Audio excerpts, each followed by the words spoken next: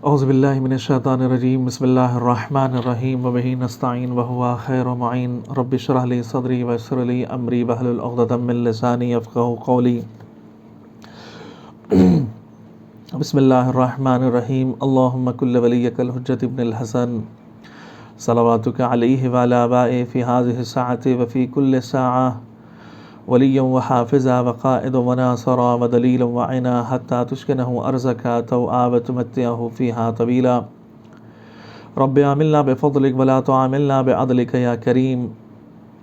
ناظرین کرام، السلام علیکم ورحمۃ اللہ وبرکاتہ۔ آج کے تیسرے ایپیسوڈ میں ہم آپ کا خیر مقدم کرتے ہیں۔ آج کے اس ایپیسوڈ میں جس آیہ کریمہ کا ہم نے انتخاب کیا، یہ آیہ کریمہ سورہ بقرہ کی آیہ کریمہ ہے کہ جس میں پروردگار عالم ارشاد فرماتا ہے کہ یؤتی الحکمہ من یشاء ومن یؤت الحکمہ فقد اوتی خیرا کثیرا،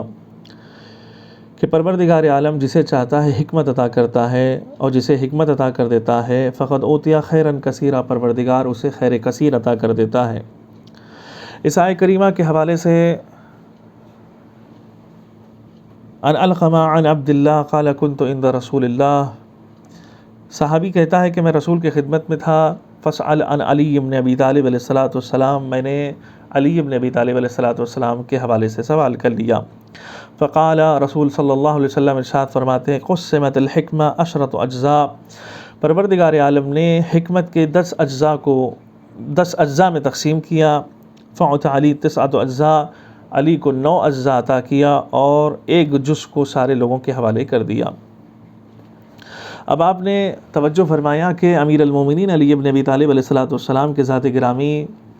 اور ان کی شخصیت، ان کی بلندی، ان کی فضیلت، ان کے فضائل، کہ جس کے حوالے سے سارے انبیاء محو حیرت ہیں، سارے اولیاء محو حیرت ہیں، سارے ملائکہ، جنات اور انسان ان کے فضائل کو جمع نہیں کر سکتے۔ یہ میرا قول نہیں ہے، بلکہ رسول خدا صلی اللہ علیہ وآلہ وسلم ارشاد فرماتے ہیں لو ان الاشجار اقلام والبحر مداد والجن حساب والانس کتاب ما حصوا فضائل علی بن ابی طالب، اگر سارے اشجار سارے شجر قلم بن جائے اور سمندر سیاہی ہو جائے، جن حساب کرنے بیٹھیں اور انسان لکھنے بیٹھ جائے، تو علی کے فضائل میں سے کسی ایک فضیلت کو جمع نہیں کر سکتے۔ اب آپ توجہ فرمائیے گا کہ امیر المومنین علی بن ابی طالب علیہ الصلوۃ والسلام کے فضائل ایک ایسے سمندر کے مانند ہے کہ جس کا کوئی کنارہ نہیں ہے۔ آپ فضائل کے حوالے سے پچھلے ایپیسوڈ میں آپ نے یہ بھی سنا کہ فضیلت کا ذکر کرنا کتنا ثواب ہے، سننا کتنا ثواب ہے، اور غور سے دیکھنا کتنا ثواب ہے۔ لیکن ایک قوم ہے کہ جس قوم نے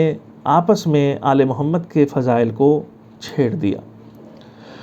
بسا اوقات ایسا ہوتا ہے کہ آج ماہ مبارک رمضان ہے، ماہ مبارک رمضان میں ہم نے افطاری کی، افطاری کرنے کے بعد جو ہے ادھر ادھر کی باتیں ہم نے چھیڑنا شروع کر دیا۔ بعد میں پتہ چلتا ہے کہ ہمارے روزے بھی برباد ہو گئے۔ بعد میں پتہ چلا کہ حشر کے میدان میں جب ہم نے اپنے نام اعمال کو دیکھا تو پتہ چلا کہ غیبت کی وجہ سے ہمارے نیکیاں ختم ہو گئیں،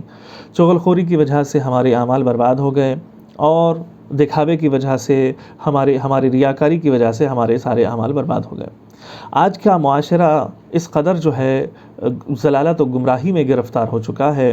کہ جہاں کہیں بھی 2-4 لوگ آپس میں بیٹھ جاتے ہیں وہاں پر ایک دوسرے کی برائیاں کرنے لگتے ہیں۔ لیکن اگر ان میں سے کوئی ایک اچھے نوجوان اگر آپس میں ملاقات کرے اور ملاقات کرنے کے بعد آل محمد کے فضائل کا ذکر کرے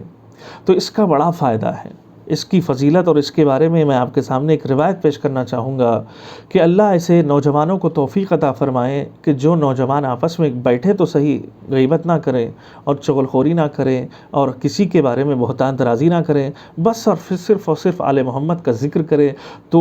گویا کہ وہ آل محمد کا سایہ ان نوجوانوں پر ہوگا، پروردگار کے مقرب ترین بندے وہ شمار ہوں گے۔ اور یہی وجہ ہے کہ روایت میں ہے کہ ما من قوم اجتمعوا یذکرون فضائل محمد و آل محمد، کہ اگر کوئی قوم جمع ہو جائے یا کچھ افراد جمع ہو جائے اور آل محمد کے فضائل کو چھیڑ دے، الا حبطت الملائکہ من السماء، جب وہ فضائل آل محمد کو جب آپس میں چھیڑتے ہیں، ذکر کرتے ہیں، تو ملائکہ آسمان سے نازل ہو جاتے ہیں، حتی الحقوا بہم بحدیثہم، یہاں تک کہ ان کے گفتگو کے ساتھ وہ محو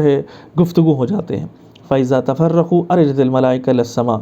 جب وہ نوجوان، جب وہ قوم بکھر جاتی ہے، جب اپنے اپنے گھروں کی طرف چلی جاتی ہے، تو وہ قوم کے نوجوان چلے جاتے ہیں تو یہ ملائکہ بھی آسمان کی طرف رواں دواں ہو جاتے ہیں۔ تو اب یہ اس گروہ کو دیکھنے کے بعد دوسرا گروہ ان کے بدن سے آنے والی خوشبو کو محسوس کرتا ہے، تو ملائکہ کہتے ہیں کہ یہ تمہارے بدن سے جو ہم خوشبو محسوس کر رہے ہیں، اس سے پہلے آج تک ہم نے اس خوشبو کو محسوس نہیں کیا۔ اِنَّا نَشُمُّ رَائِحَةَ مِنْكُمْ مَا شَمَمْنَا رَائِحَةَ أَطْيَبَ مِنْهَا فَيَقُولُونَ إِنَّا كُنَّا عِنْدَ قَوْمٍ، ہم اس قوم کے ساتھ میں تھے کہ جس قوم کے نوجوانوں نے آپس میں آل محمد کا ذکر کرنا شروع کر دیا، جس کی وجہ سے آل محمد کے ذکر سے ہمارے بدن اور ہمارا جسم جو ہے خوشبو سے معطر ہو گیا ہے۔ فَيَقُولُونَ إِنَّهُمْ قَدْ تَفَرَّقُوا، کیا وہ ابھی بھی نوجوان ذکر آل محمد میں محو ہے؟ تو یہ ملائکہ کہتے ہیں کہ نہیں، وہ اپنے اپنے گھروں کی طرف جو ہے منزلوں کی طرف رواں دواں ہو گئے۔ تو ایک مرتبہ کہاں چلے؟ تو پھر اس کے بعد یہ ملائکہ اب ان کے گھروں کی طرف چلے جاتے ہیں تاکہ وہ خوشبو کو محسوس کر سکے، وہ خوشبو سے اپنے بدن کو معطر کر سکے۔ تو ناظرین کرام، ہماری گزارش یہ ہے کہ جب کبھی موقع ملے، جب کبھی جو ہے آپس میں دوستوں سے ملنے کو موقع ملے، تو ایسے موقع پر ہمیں آل محمد کے حدیثوں کے بارے میں تذکرہ کرنا چاہیے، آل محمد علیہ السلام کے فضائل کا تذکرہ کرنا چاہیے۔ اس سے ہمیں ثواب بھی ملے گا، عقبہ میں ہمیں نجات بھی ملے گی، اور آل محمد کے کرم کے سائے میں ہم زندگی گزاریں گے۔ اب آپ دیکھیے تو صحیح کہ امام علی بن ابی طالب علیہ السلام کی شخصیت ایک ایسی شخصیت ہے کہ جس کو پروردگار عالم نے عالم انوار میں جب رکھا تو رسول فرماتے کہ کنت انا وعلی نورا بین ید اللہ، میں اور علی ایک نور تھے اللہ کے سامنے،